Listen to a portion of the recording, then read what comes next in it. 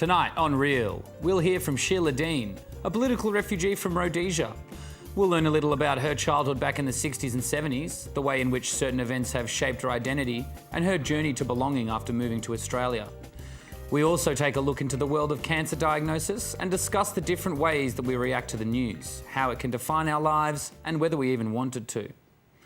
More on those stories later. Hi, I'm Alex Blaney, and welcome to La Trobe University's Real, the program that investigates Melbourne's diverse culture from the perspective of young people.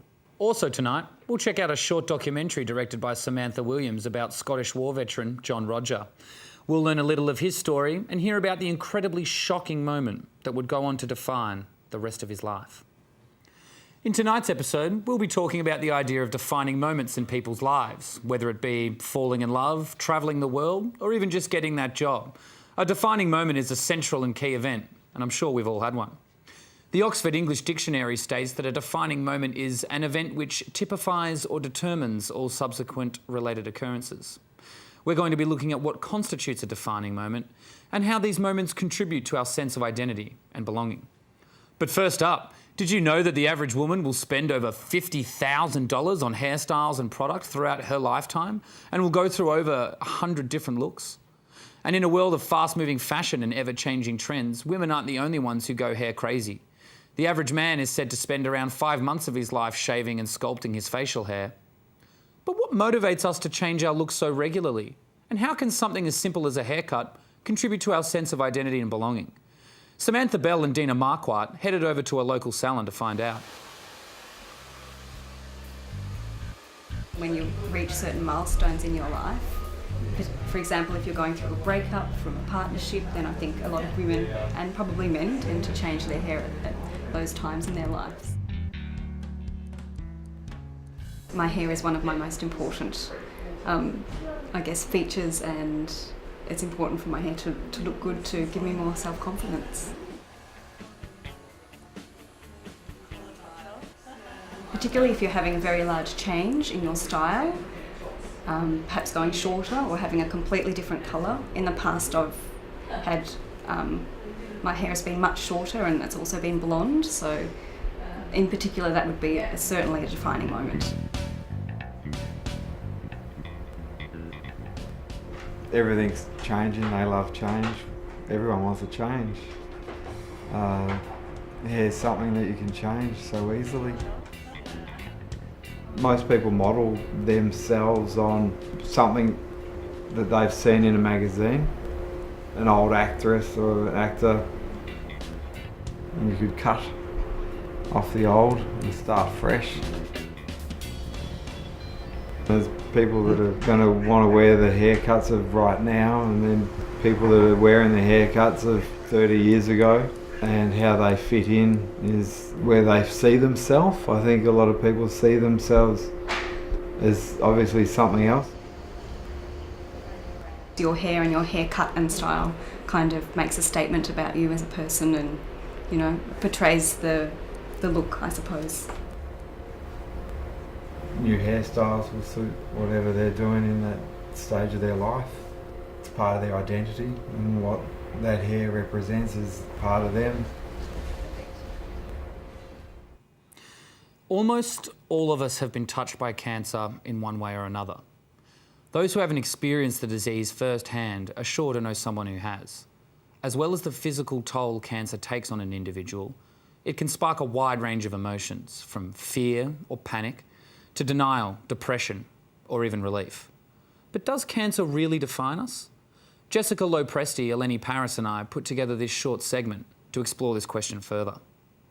For many people, defining moments are times that we look back at with fondness, moments that change our lives and define who we are. For a smaller group of people, moments such as an illness diagnosis can vastly change the way that they define their lives. And in popular culture, illness is also portrayed very, very differently. Prostate, bowel, breast, lung and melanoma represent over 60% of cancer diagnosis in Australia. We don't know too much about how patients react to the news and facts because everyone is unique.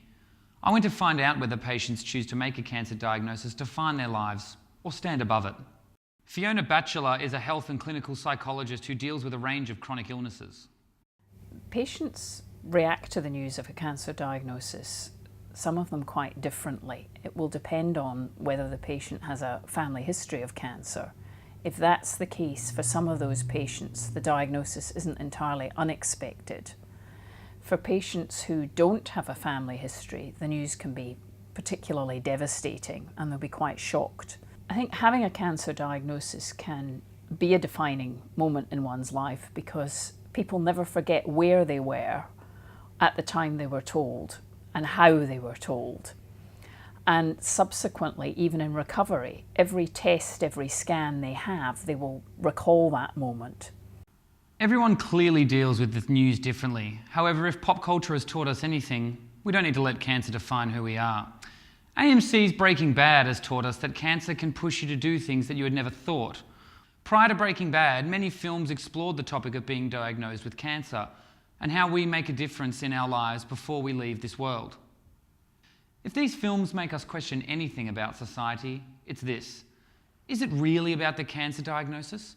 Or is it about the way in which people choose to live their lives after the diagnosis that really become defining moments?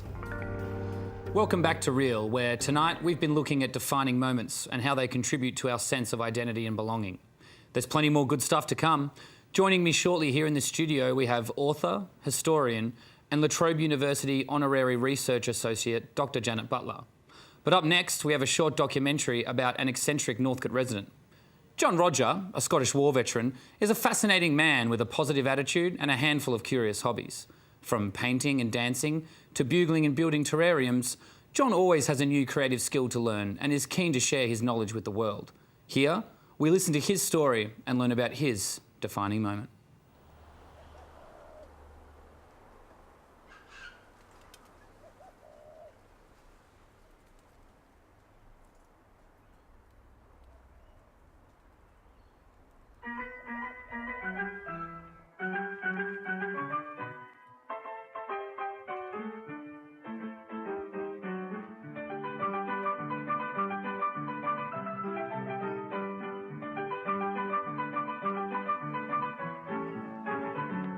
Everybody got a nickname when I was called Spider Rogers.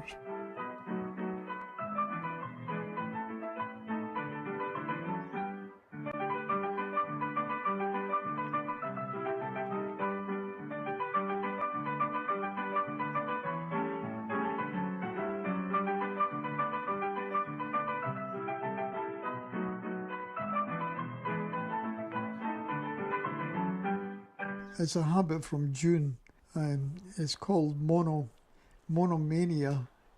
You get on, you just, one subject, and you can't, the rest of the world don't matter.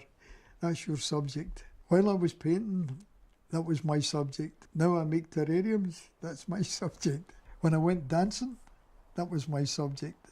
I danced 5 days a week. Everything was sold in the shop. Yeah. Dolls' houses, rocking horses. You name it, and I made it. I made her from Oliver Twist.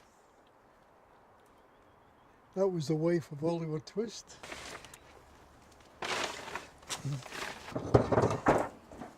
He came from Oliver Twist. I used to do Aborigines. But nobody liked Aborigines. I'm a social person. I love people, but the psychiatrist tells me I don't listen to people. I talk down to people. I tell them. He says, you're like a bloody teacher, you know. Lots of clowns. Huh? Lots of clowns. I am a clown. That was a sad clown and a happy clown. I just expected to walk into any place and say, ta-da, here I am. Accept me, here I am. And they used to, who the bloody hell are you? Go away. You've got to be accepted gradually, you know. I tell you how many brothers I had, 13. And I'd only 3 of them left alive when I came to this country in 1952 and forgot to go back home again. Oh, there've been a few people lived here, lesbians and homosexuals and everything. The last man I lived here painted, he loved footballers, and I hate footballers. Who's that? That painting? And he wanted me, and he got me to paint one of his pictures of a footballer, and I hate footballers. Why? It's such a waste of bloody time. When I was a little boy, I was a Boy Scout, so I was a bugler. I knew how to bugle, so when I was in the band, they made me a bugler. That's blowing your trumpet. So I was a little boy bugler at 17 or 18. So I had my best mate, who was my soulmate. Have you ever had a soulmate in your life? Somebody who is your friend, your real friend. Not just an acquaintance, but somebody who you could trust your life with. Graham was my friend in the army, and he was a bugler along with me. And I was 21, and it was my birthday, and I was on guard duty as a bugler. And I told Graham, my friend, I says, shit, I'm on guard duty and it's my birthday and I wanted to go to the old city and have a good time. So Graham says to me, well, I'll take your place. I'll do your guard duty and you can go to the old city and you can do my turn the next time. I said, yeah, okay. That was great. So he got dressed up to go on guard duty, do my guard duty for me, and I got dressed up to go to the old city. So as I was leaving, Graham was in the Notre Dame de Hospice. That was a French nunnery where we were all billeted. But it was all sandbags, you know, because the Haganah and the Stern, that's the Jewish, resistance movement. But they were always, blowing people up. Anyway, as I was leaving to go to the old city, I was saying cheerio to Graham, and he was saying cheerio to me, and he says, have a great time, have a ball. And I walked away from him, and I walked about 100 feet up the road, and a big black car came round the corner and threw a grenade in beside Graham and blew him up and blew his stomach out. And I run back, and he was dying, and his stomach, all his intestines were hanging out, and I was trying to hold him in, and I was crying. And he looked at me and he says, no blame, Spider.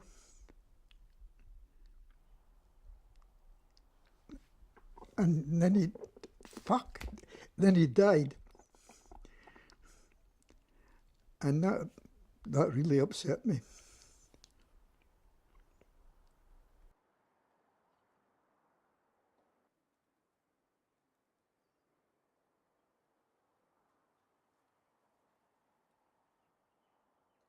I'm only 88 now. Still young. Still a wee boy. Welcome back to Real. Before the break, we took a look at a short documentary about Scottish war veteran John Roger. And isn't John a truly fascinating man? Joining me now in the studio to discuss John Roger and our topic of defining moments is a woman who herself has had a pretty incredible life. Thank you very much for joining us here today. It's my pleasure, Alex. So can you explain to us a little about John Roger's position in the army and the difficulties he would have faced being a soldier in Palestine? Well, John Rogers and his friend, who was so unfortunately killed, were buglers in a Scottish regiment who was stationed in Palestine in the years towards the end and just after the Second World War. And it was a fairly tension-filled time because the mandate was ending and Palestine was heading towards partition into what would become the State of Israel and the Palestinian territories. So for two young men, they were vulnerable to the kind of attack from paramilitary groups that John's friend was a victim of. It would have been a time of high tension and fear for them. Definitely. And could you please explain the significance of camaraderie in the army and what it would be like losing a friend like John lost? I think in the situation that John and his friend were in, a friendship of that kind takes on even greater significance. These two young men were away from their family, from their neighbourhoods, from their friends, and really to one another they would have provided the support and the kind of anchor in a strange world, a kind of buffer between them and this very strange environment. Really they would have been taking the place of family. So the loss of John's friend, particularly in such very confronting circumstances, would have been a trauma that probably would have stayed with him, or as it did, for the rest of his life. In your field of research, what is the most common issue with people who are returning from war? I think in a war, particularly the kind of war that we experienced in the First and Second World Wars on such a scale, most of the people on the home front and on the battlefront went to a place that they haven't been before. They were asked to do things, particularly those on the battlefront, that were outside their normal range of experiences at home. So when they come home, after often 4 or 5 years away, they have a period of readjustment that is very difficult because they're coming back to a world that by comparison hasn't changed. They have changed on the inside. I think after the First World War in particular, the soldiers were expected, and the nurses, just to leave it all behind, to merge back into their old lives and to loosen those ties that they had formed with their comrades at war. But they didn't, because they were really the only people that would understand what had happened to them, that they could talk freely with and could really, in a way, be told the things that had to be hidden from the people at home. Definitely, and I feel like that's a connection that people who haven't been to war will most likely never understand. Janet, what do you find most fascinating about how war changes and defines people's lives? I think what I found most fascinating, looking at individual stories of war, such as those told through diaries, through letters home, is it gives us access to a completely different kind of knowledge about Australia's experience of war. It tells a different story than the broad view of the battles and how many people went and how many people came home. It gives us access to what happened to an individual at war and what happened to them, and how what happened to them changed the way they thought about themselves as a man or a woman in the case of the nurses, as an Australian, as a member of the British Empire, as a soldier. We gain access to how this changed in response to their experience. And that's really fascinating, different perspectives and how people deal with trauma and everything that war has to offer. Really fascinating stuff. Thank you very much for joining us here tonight, great pleasure. Janet.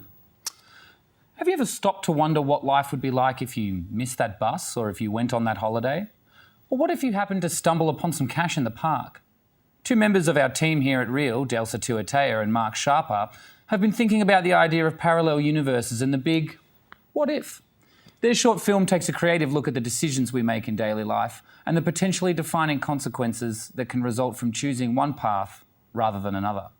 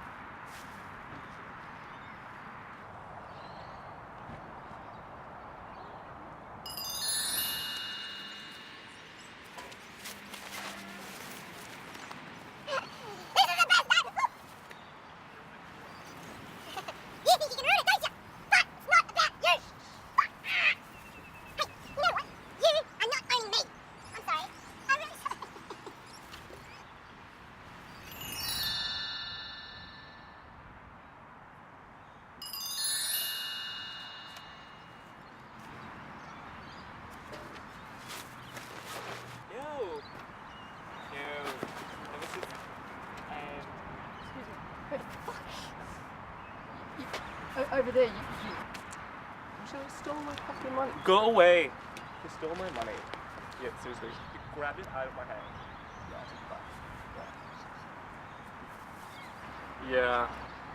Yeah, I think I exaggerated a bit. Okay, yeah, I'll follow.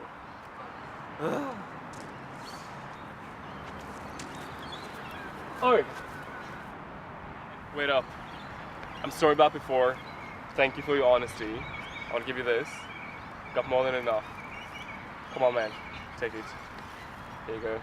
So, I got a job offer for you.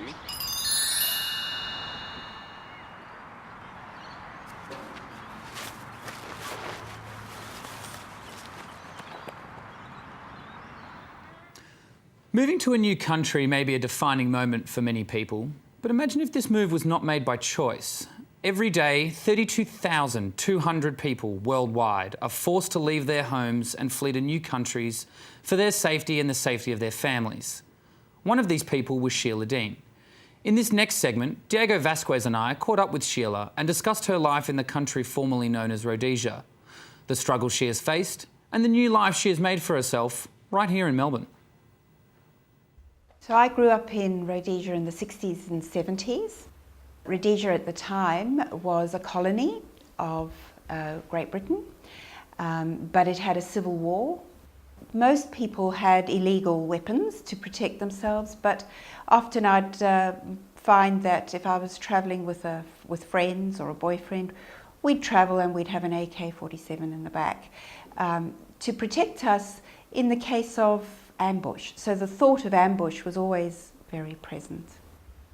We left Rhodesia because my mother felt that with Mr. Mugabe taking over as the new leader of an independent Zimbabwe, that we would no longer be safe. My father had been a member of the Ian Smith government where he had declared years before unilateral independence, which had brought on the sanctions and brought on the civil war. When I arrived in Australia, I was determined to make a life here and to reshape my identity and to feel like I belonged somewhere at last. All my family ended up in Australia. A dispersed family from the age of 16 or 17, we all came back together. So I felt that I gained my family again. And working brought me friends, and I started to feel that I could relate to the Australian way of life. Working in companies where I felt that I could bring my skills that were now recognised and valued from a different country into this country made me feel like I belonged, that I mattered, and I had something to contribute and something to offer. And from that moment on, I really felt that I was an Australian. That's all for tonight, and we have definitely covered a lot of ground, from haircuts to immigration to cancer patients and parallel universes. I hope we've left you all thinking about your own sense of identity and belonging, or perhaps asking yourself, what was my defining moment? Join us next week here on Real, where we will be talking about the preservation of identity and leaving your mark on the world. From preservation of cultural identity through salami to the evolving art of tattooing, we'll be taking a look at different people who leave their own unique stamps on society. Until then, you've been watching Real. I'm Alex Blaney, and good night.